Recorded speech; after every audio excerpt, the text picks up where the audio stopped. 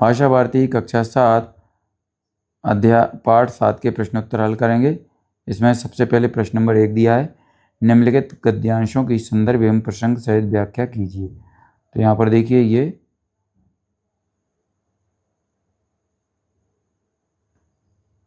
गद्यांश दिए हैं, तो ये आप अपने शिक्षक की सहायता से इसको हल करेंगे। आगे दिया है प्रश्न नंबर 2, निम्नलिखित दोहों का भावार्थ लिखिए। तो ये भी शिक्षकों की हेल्प से करेंगे। आगे आते हैं प्रश्न नंबर 3 पर। निम्नलिखित प्रश्नों के उत्तर दीजिए। तो का वाला प्रश्न है, दीपू का घर में रौब क्यों नहीं था? उत्तर लिखेंगे, दीपू घर में सबसे छोटा था, अतः उसका घर में रौब नहीं था। अगला है खा नंबर, नेहरू जी ने किन जंजीरों को तोड़ने के लिए कहा है?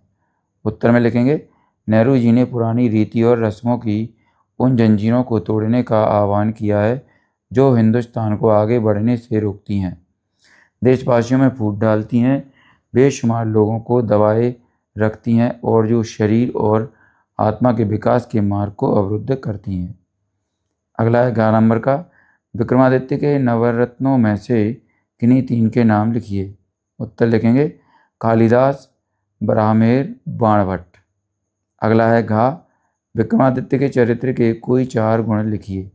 उत्तर लिखेंगे, विक्रमादित्य अपनी न्यायप्रियता, बुद्धिमता, विवेकपूर्ण निर्णय और प्रजापालन आदि के लिए इतिहास में अमर है। अगला है यहाँ, भोपाल के दर्शनीय स्थल कौन कौन से हैं? उत्तर लिखेंगे, भोपाल के दर्शनीय स्थलों में भारत भवन, मानव संग्रहालय, बिड़ला मंदिर, ताजुल मस्जिद, वन विहार आदि प्रमुख हैं। यहाँ नंबर के प्रश्न पर आते हैं। राखी वह शीतल प्रलय है जो सारे घाव भर देती है, यह कथन किसने व किससे कहा? उत्तर लिखेंगे, यह कथन रानी कर्मवती ने जवाहर बाई से कहा। अगला है प्रश्न 4, कोष्टक में दिए गए विकल्पों में से सही विकल्प चुनकर रिक्त स्थानों की पूर्ति कीजिए। तो चलिए देखते हैं सही विकल्प कौन सा है। तो यहाँ पर देखिए, का वाले खाली स्थान में हम भरेंगे दादी, खा वाले खाली स्थान भरेंगे मध्य प्रदेश, और गा वाले खाली स्थान भरेंगे माधव। इसके बाद घा वाले खाली स्थान भरेंगे नर्मदा, और यहाँ वाले खाली स्थान भरेंगे पन्ना। चलिए बच्चों आगे बढ़ते हैं, प्रश्न नंबर 5 पर आ जाते हैं। निम्नलिखित प्रश्नों के उत्तर सही विकल्प चुनकर लिखिए। इसमें आ नंबर का प्रश्न दिया है, नेहरू जी ने अपनी भस्म कहाँ बिखेरने की इच्छा व्यक्त की है? सही ऑप्शन है खा, खेतों में। अगला है बा नंबर का, दीपू कौन सी कक्षा में पढ़ता है? सही ऑप्शन है खा, चौथी। अगला है 7 नंबर का, तानसेन और बैजू बावरा की संगीत स्पर्धा कहाँ हुई थी? तो सही ऑप्शन है खा, ग्वालियर। अगला है दा नंबर का, कर्मवती कहाँ की महारानी थी? सही ऑप्शन है खा, मेवाड़ की। चलिए बच्चों आगे बढ़ते हैं अगले प्रश्न की ओर। प्रश्न नंबर 6 है, निम्नलिखित प्रश्नों के उत्तर दीजिए। का नंबर का प्रश्न दिया है, हमारे मन में किनके प्रति दया की भावना होनी चाहिए? उत्तर में लिखेंगे, हमारे मन में दीन दुखी जीवों के प्रति दया की भावना होनी चाहिए। अगला है खा नंबर का, भरहुत और सांची क्यों प्रसिद्ध हैं? उत्तर लिखेंगे, भरहुत अपनी प्राचीनतम स्थापत्य कला के लिए तथा सांची बौद्ध स्तूपों के लिए प्रसिद्ध है। अगला है गा नंबर का, मध्य प्रदेश की किन्हीं 3 बोलियों के नाम लिखिए। उत्तर लिखेंगे, मध्य प्रदेश की 3 बोलियां बुंदेली, मालवी और निमाड़ी है। इसके बाद गा नंबर के प्रश्न पर आते हैं, कर्मवती ने राखी को वरदान क्यों कहा है? उत्तर लिखेंगे, राखी सारे बैर भावों को दूर कर देती है, साथ ही इसे पहनकर प्रत्येक भाई अपनी बहन की रक्षा का वचन देता है, अतः कर्मवती ने इसे वरदान की संज्ञा दी है। अगला प्रश्न है 7, निम्नलिखित की सही जोड़ियाँ बनाइए। यहाँ पर देखिए, इस तरफ कथन दिए हैं और इस तरफ कहने वाले लिखे हैं। तो चलिए यहाँ पर हम जोड़ी बनाते हैं। यहाँ पर का को हम 3 नंबर से मिला देंगे, इसके बाद खा को 1 नंबर से मिलाएंगे, और गा को मिला देंगे हम 4 नंबर से, और घा को मिलाएंगे हम 2 नंबर से। चलिए बच्चों, ये हमारे आगे इस प्रश्न का उत्तर हो चुका है। अब आगे बढ़ते हैं, प्रश्न नंबर 8 पर आते हैं। निम्नलिखित शब्दों को वाक्यों में प्रयोग कीजिए। वैमनस्य, तोपखाना, पश्चाताप, वरदान, आज्ञा पालन और पिटारा। चलिए इसका हल करते हैं। उत्तर का वैमनस्य, हमें वैमनस्य की भावना से बचना चाहिए।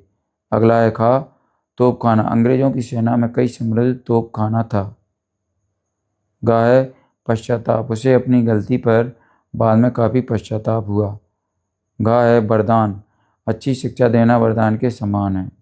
या आज्ञा पालन, राम अपने पिता दशरथ के आज्ञा पालन में सहर्ष वनवास को चले गए। 4 नंबर पर आते हैं। पिटारा, जादू के पिटारे में बहुत से खेल हैं। अगला है नवा, निम्नलिखित शब्दों की वर्तनी शुद्ध कीजिए। तो यहाँ पर कुछ शब्द दिए हैं, इनकी हमें वर्तनी शुद्ध करना है। इस तरफ अशुद्ध शब्द और इस तरफ शुद्ध शब्द। तो इस तरफ संस्कृति अशुद्ध है और संस्कृति शुद्ध है। तो इसी तरीके से ये आप इनको अपनी फेयर कॉपी में लिख लें। चलिए आगे बढ़ते हैं। प्रश्न नंबर 10 पर आते हैं। निम्नलिखित वाक्यों को कोष्ठक में दिए निर्देशानुसार बदलिए। इसमें का नंबर का है मामा जी वाराणसी पहुँचे, निषेधात्मक। खा है राम ने गंगा में डुबकी लगाई, प्रश्नवाचक। गा, क्या लड़का कपड़े लेकर भाग गया, साधारण वाक्य। और घा, आपने यह क्या कर डाला, विस्मयादि बोधक। तो हमें इन्हें क्या करना है, बदलना है। जो कोष्ठक में लिखे हैं उनमें हमें बदलना है इन सारी पंक्तियों को। चलिए तो उत्तर लिखते हैं। का नंबर पर आते हैं। मामा जी वाराणसी नहीं पहुँचे। का लिखेंगे क्या राम ने गंगा में डुबकी लगाई। गा लिखेंगे लड़का कपड़े लेकर भाग गया। गा लिखेंगे अरे आपने यह क्या कर डाला। चलिए बच्चों आगे बढ़ते हैं। प्रश्न नंबर 11 पर आते हैं। निम्नलिखित शब्दों के बहुवचन रूप लिखिए। तो यहाँ पर जो शब्द दिए हैं उनके बहुवचन रूप लिखना है। तो यहाँ पर एक वचन इस तरफ है और बहुवचन इस तरफ है।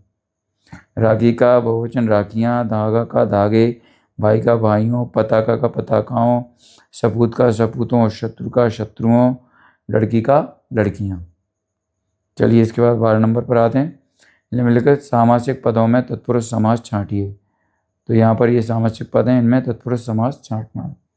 उत्तर लिखेंगे सेनापति, वीरव्रत और रसोईघर। चलिए 13 नंबर पर आते हैं। निम्नलिखित शब्दों में से किन्हीं अंग्रेजी तथा उर्दू के शब्द छांटकर तालिका में लिखिए।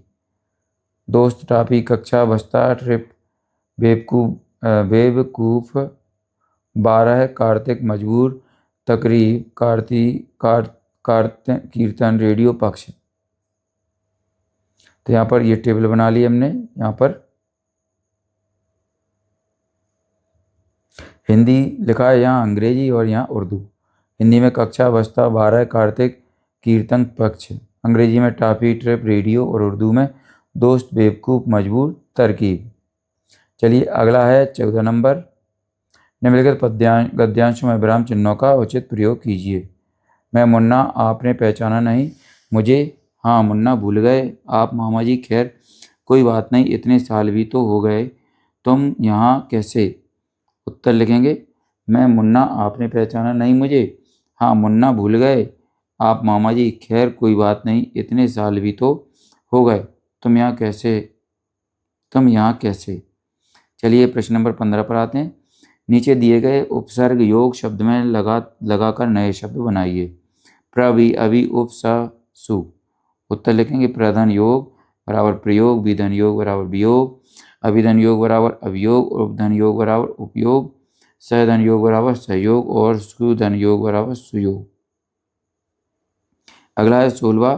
निम्नलिखित शब्दों के हिंदी शब्द लिखिए। तो यहाँ पर हिंदी शब्द लिखना है। ये उर्दू है, ये हिंदी।